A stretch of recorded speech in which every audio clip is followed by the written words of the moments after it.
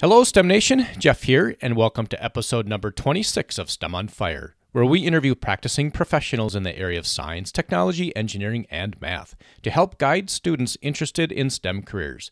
If you like what you hear on this podcast, I ask that you please share it with a friend. Now let's get fired up today with our guest, Murthy, and I hope our chat will help ignite your passion towards a STEM career.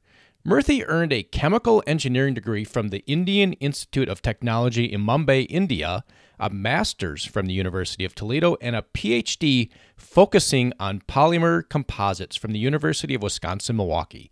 He started out as a research scientist and holds many patents and volunteer awards and is now in business development at SC Johnson. Welcome to the show, Murthy. Fill in any gaps and share a bit of your personal life. Sure. You covered pretty much most of it, Jeff. I do want to add a couple of things. I did a couple of internships during my undergraduate studies, one in a paint company and one in a petroleum refinery. You mentioned that I work in business development. That a few months ago, I moved into a new role called Expand Innovation in Pest Control. So I work as a global project manager in that division currently. I also worked as a process engineer in a brewery soon after my undergraduate studies and before I came to the United States to pursue my master's. I live in Racine, Wisconsin. I have 3 children, and I've been here since I completed my master's for the past 23 years. And by the way, I did my PhD after I joined the company, SC Johnson, as a part-time student at UW-Milwaukee. I want to thank SC Johnson for sponsoring my program. I took my sweet 10 years of time, the maximum allowed period to complete the PhD. But hey, I got the degree after 10 years, so I'm happy. Congratulations, Murthy. That's the way to do it, right? Have the company help hopefully fund it and gain all that experience and knowledge. Excellent. Why not, right? Yes. So Murthy, so you have a PhD in chemical engineering, and a lot of the students out there, they're going to go for a 4-year chemical engineering degree, maybe go on for a master's. Could you help explain some of the different types of opportunities available with the various levels of degrees?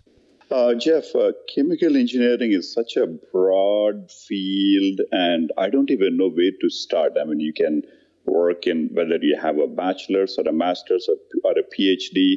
You can work in petrochemicals, pharmaceuticals, manufacturing, polymer industry, biochemical, biomedical industries. I like chemical engineering because my favorite subjects have always been math and sciences, and chemical engineering has it bodes well if you are good in these two subjects. It's kind of weird how I ended up in chemical engineering. Actually, I'm quite comfortable with math and physics, but I was kind of scared when it comes to chemistry. But I was very fortunate to get into this Indian Institute of Technology, which is very difficult to get in. So I just seized the opportunity when I got an admission in chemical engineering. Soon I found out that chemical engineering is more to do with math than anything else, and so it turned out pretty good. So if you have a master's or a PhD, what it brings to the table is the ability to do independent research, not only exploring a problem broadly, but also deeply. And I think that particular capability will help you a lot, especially if you embark on complex challenges and want to be successful. So you're saying if you want to do independent research, you probably want a master's or a PhD. If you want to work as, let's say, a process engineer, then a 4-year chemical engineering degree should suffice? Yes, a process engineer. If you want to be a process engineer or a formulator, one of these roles where you're going to use the fundamentals of chemical engineering, a bachelor's degree is fine. But when you want to grow in your career, a PhD certainly helps. But I would say it is not necessary to have a PhD. Sometimes when you are in a right role in the company, the kind of learnings that you're going to gather would be just as good as what you would get from a PhD. Okay, thanks for that, Murthy. So let's dig into your specific area of expertise. I have been working for a company called SC Johnson, as you mentioned. Most of your STEM Nation members may not have heard of the company's name, but it owns many household brands like Glade, Ziploc, Windex, Raid, Off, Kiwi, Scrubbing Bubbles, etc. What we do is we develop, manufacture, and sell consumer products pretty much all over the world. So I've been here for about 23 years. The first 5 years of my career, I worked as a physical chemist, supporting formulation work in the area of cleaners, pesticides, fragrances, and floor polishes. I also did quite a bit of computer modeling work to design new delivery systems for these products that I mentioned. I developed new test methods to predict their performances. The next 5 years of my career, I worked as a formulator, developing primarily mosquito repellents. And then I moved on to another group. It's an innovation group that focused on developing a new brand and a new line of products.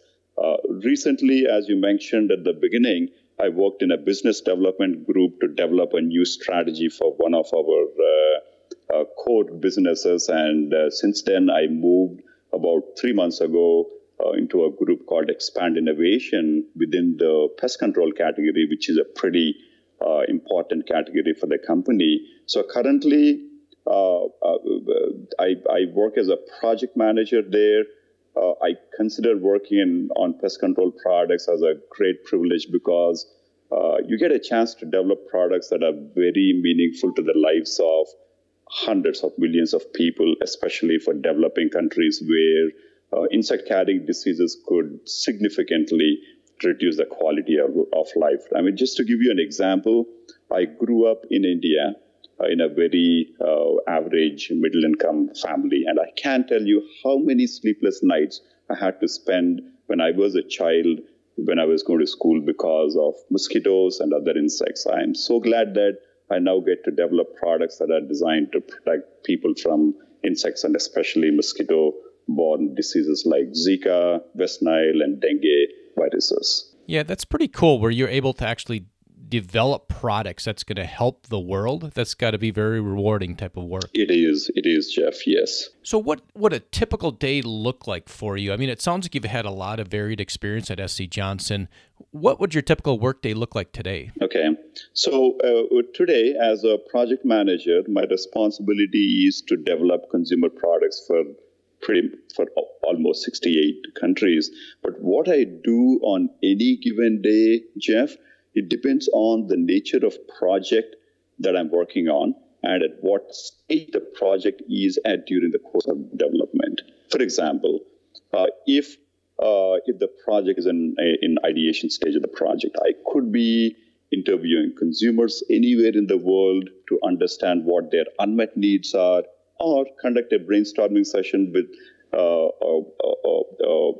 team of interdisciplinary functions like marketing, consumer insights, legal, manufacturing, finance, to find out what product ideas might satisfy these needs. Say, for example, if the project is in a development stage, it came out of the ideation, it's in the development stage, I could be at our insect science research center with an entomologist testing various prototypes against mosquitoes, flies, ants, roaches, or I could be in the lab with the formulator collaborating on how to improve the stability of the formula to make sure it is sufficiently stable. I'm just giving you a few examples of how my day might look like. Say if the project is in commercialization stage, I could be collaborating with the process engineer to see the product can be scaled up and if the process instructions are in place.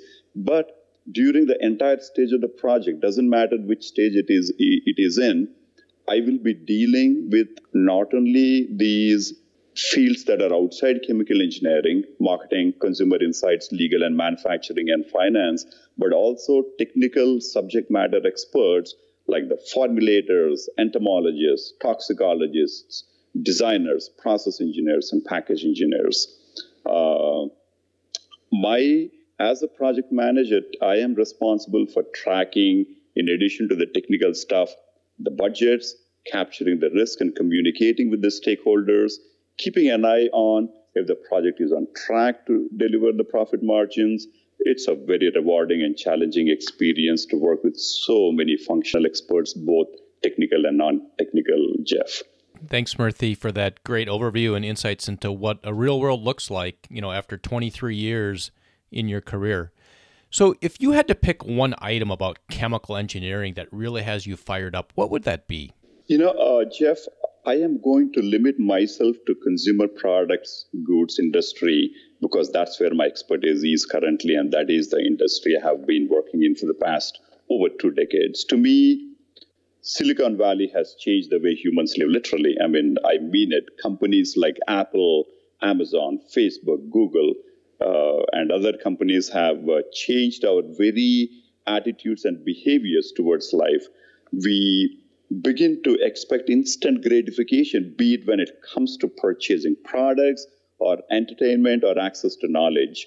I mean, the new generation of consumers, and I tell you, most of them are right here in STEM Nation. I'm talking about the millennials and centennials. They expect high quality products to be delivered at their doorsteps faster and faster, expect entertainment accessible on their fingertips, and are concerned about safety of chemicals to themselves and the environment. I mean, on the other hand, the demand for products are increasing on one end, but the resources needed to manufacture these products are becoming more and more scarce. There is this tension between supply of the resources and these new consumer demands. I mean,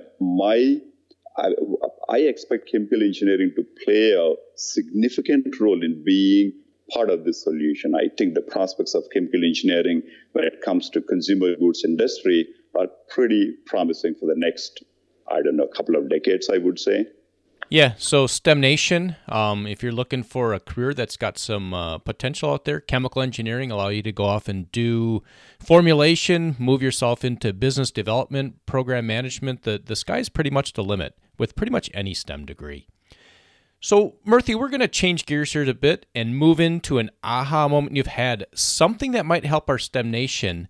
Could you take us to a moment in time of an incredible aha moment you've had at work or your personal life and tell us a story and how you turn that aha moment into success? I get the opportunity to interact with consumers all over the world. I tell you, I got most of my aha moments when I make some prototypes and begin testing them, especially with these consumers. The prototypes that you have the most confidence many times don't resonate with the consumers for whatever reason. And the ones that you thought would never win sometimes come out as winners. I must have interviewed several hundreds of consumers in over a dozen countries, testing different ideas, different prototypes, but I still find it fascinating to walk into consumer homes and start talking to them about what they like and what they don't like about the new product ideas. So anytime I would be glad to take a bunch of prototypes, just spend a day with them, and you walk out with such insights that would help you build better prototypes and better products in the end. So Murthy, these STEM Nation out there, they're high school students, early college students, and a lot of them are going to be heading off into college, into these, I'll say, very difficult STEM curriculums. If you could go back to when you were 18 heading off to college, what are some things you wish you knew back then that would help our STEMers launch into college successfully? Sure. When I was 18, I wish I had a mentor to tell me what is important and what is not. First of all, Jeff, I want to thank you for creating these audio files to inspire and guide the STEM Nation. I think what you're doing is incredibly useful, and for sure, I'm going to ask my 9th grade daughter to listen to some of these podcasts so that she can decide if she wants to pursue STEM, and if so, which field she'd like to pursue and what type of job she would like to do. So I strongly encourage your STEM Nation members to listen to as many podcasts as possible because they are filled with so much of wisdom and information. The one piece of guidance I would give is do as many internships and co-ops as possible. I cannot emphasize enough on how important these are. Understand what excites you and what don't. For example, do you enjoy dealing with ambiguity and uncertainty and hate details? If not, are you very detail-oriented and get frustrated when things are uncertain? Do you like hands-on type of work, or are you a thinker? Do you like to interact with a lot of people, or do you prefer to work alone? The sooner you understand who you are, the better it is, and the best way to figure this out is to do internships and co-ops that are as different from each other as possible to figure out which industry gives you the most rewarding experience. It's not always the money that gives you success. What matters is also how much you look forward to go to work every day that matters. So, if you figure out that after doing an internship that you don't really like what you did, and sit for a few moments and think of what is it about this internship that you didn't like, just avoiding taking that path might save you so much time and energy and make you that much more successful in your career.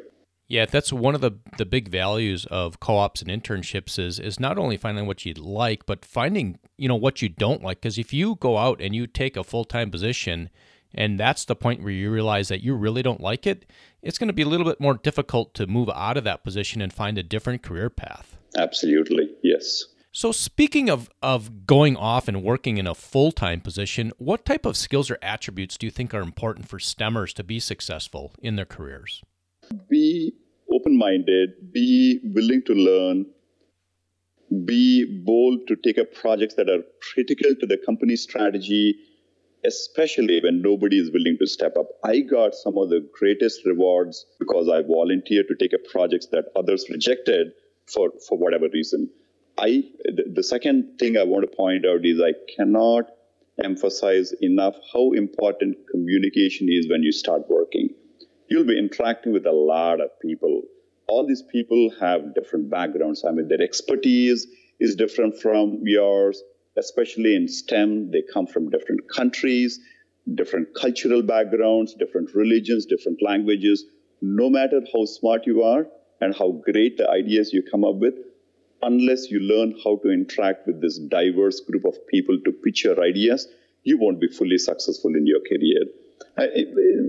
Just one more thing. This is probably somewhat obvious, but I want to mention something that's very basic.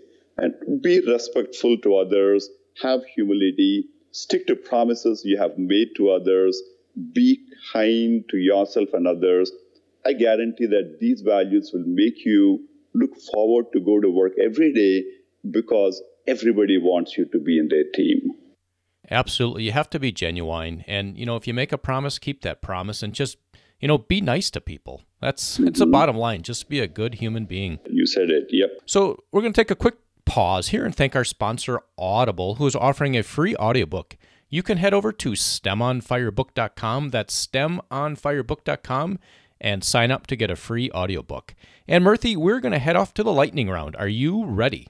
Yes, I am. What's the best piece of advice you have ever received? Never stop learning. This is so critical for your growth. And what is a personal habit that contributes to your success? Jeff, I try to be positive and spread the positivity around me. It's amazing how uplifting the positive energy is to you and to everybody around you. And what is your favorite internet resource or phone app and why? It is Google search engine. It sounds silly, but I learned so much about what competition is up to, get market insights, get consumer insights. There's a wealth of information available on internet these days, so I definitely would pick Google. And Murthy, if you had to pick one book to recommend, which one would that be? I don't read a lot of books. Honestly, between work, home, community activities, and my fitness exercises, I don't get time to read books. Instead of a book, if you don't mind, what I recommend to your STEM Nation members is to watch TED Talks and listen to Hidden Brain on NPR. And that's what I do during my short drive to work. I love these programs because they are standalone episodes. They last only 10 to 15 minutes, and I find both these insightful and very refreshing. Excellent. Yeah, TED Talks. I count that as a book. I think anytime Okay. you're picking up some sort of audio or learning something that's valuable and brings you up, that qualifies as a recommendation. So not a problem. Great. So Murthy, we're going to wrap up here. And if you could share a parting piece of guidance for STEM Nation, and then we'll say goodbye. If you are a senior in high school or if you are in college, I tell you, the next 4 years or whatever remaining time left to finish college are probably going to be the most precious years of your lives. How you choose to spend these 4 years can have a tremendous impact on the quality of your life. Try to make the best use of your time. Make strong friendships because these friendships will stay for a very long time. And recently we had our 25th reunion. I can't believe it's been 25 years since I completed my undergrad, but those friendships still stay intact. I mean, we still chat on WhatsApp. It's great. Build solid networks, work hard, and don't get distracted by things that don't matter in the long run. Do a lot of different internships and co-ops to figure out what you like and what you don't like. Seek new experiences that stretches your mind. Learn as much as you can. Trust me, guys. You work hard for the next 4 years and you'll reap benefits for your entire life. I do want to share one last piece of guidance. It's never too late to start thinking about what's most important to you and write down a personal mission statement. When you are young, the most important things may be financial goals, career goals, or goals around whatever hobbies you are passionate about. Once you get married and have children, your family might become as important as, if not more important than your career. Whatever it is, find out the big rocks that you want to fill your jar with. Write down a vision statement and a personal mission statement. Check where you are spending most of your time and if it is aligned with your vision. If it does, great. If not, see what you need to do to make it align. Even if it is not fully aligned for some reason, at least you are aware of the gap between what you're doing and what you would ideally like to do. And I think this awareness is always good. But as you gather more experiences, this mission statement is going to change quite a bit. Do write this every few years. It's okay to change it based on your new experiences and new priorities. So that would be my last piece of guidance to your team, Jeff. Yeah, a mission statement, writing some goals down. I think the statistic is if you write down a goal, you're 42% more likely to hit that goal. So yeah, STEM Nation, if you're heading off to college, even if it's something very simple like, I want to achieve a 3.5 this semester, just write it down. And when you're sitting in a library and like, oh, I don't want to do one more problem, you're going to go back and think about that. You know what? I really want that 3.5. I wrote it down. You know what? I'm going to do a couple more problems and stay in the library for another 15 or 20 minutes and make it happen. So thanks for that, Murthy. And with that, we will say goodbye. You're welcome, Jeff. Thank you. I hope you enjoyed our discussion today with Murthy. Head on over to STEMonfire.com, subscribe to the email list to keep up to the latest happenings, and be sure to subscribe to the podcast on your favorite podcast player. And again, if you're getting value from this podcast, please share it with a friend. Tune in next week where we talk with Eb, who is a civil engineer. Until next time, I hope this chat has helped ignite your passion towards a STEM career.